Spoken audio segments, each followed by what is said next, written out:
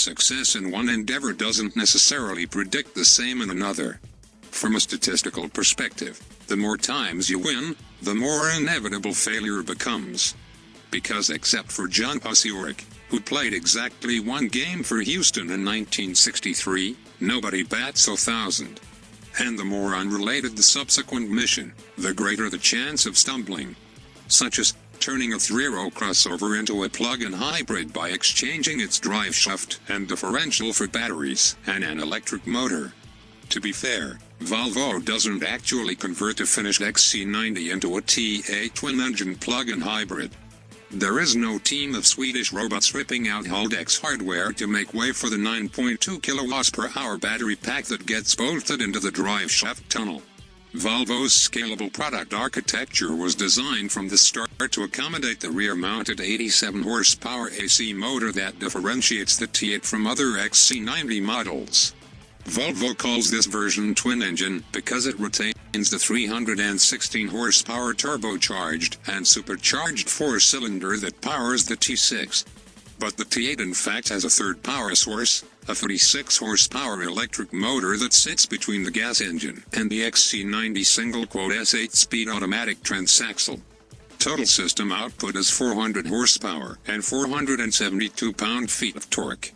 The T8 is so spectacularly complicated that those without an engineering degree might mistake it for a perpetual motion machine. Any occupant has a right to be confused by its 7 drive modes, which make the car more efficient, or sportier, or optimized for bad weather or off-roading. The self-programmable mode lets you select from 432 combinations, made so by 4 different powertrain settings. 3 settings for the optional air suspension, $1,800, 3 for the steering, 3 for the instrument display, 2 for the brakes, and 2 for the climate control.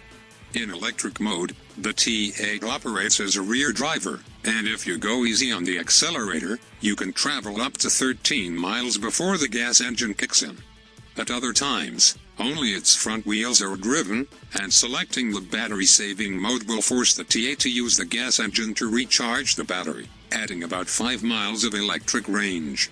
You can also lock it into 4-wheel drive, or select the power mode, which keeps the rear electric motor engaged and ramps up the gas engine's throttle response. The lithium-ion battery is its own coolant circuit, while an electric immersion heater warms the other coolant loop to heat the cabin when the T8 is not burning hydrocarbons.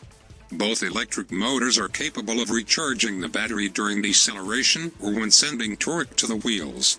Volvo has managed to package all of this in the same envelope as conventional XC90 models without intruding on the cabin, cargo hold, or third row, or diminishing the 5,000-pound towing capacity.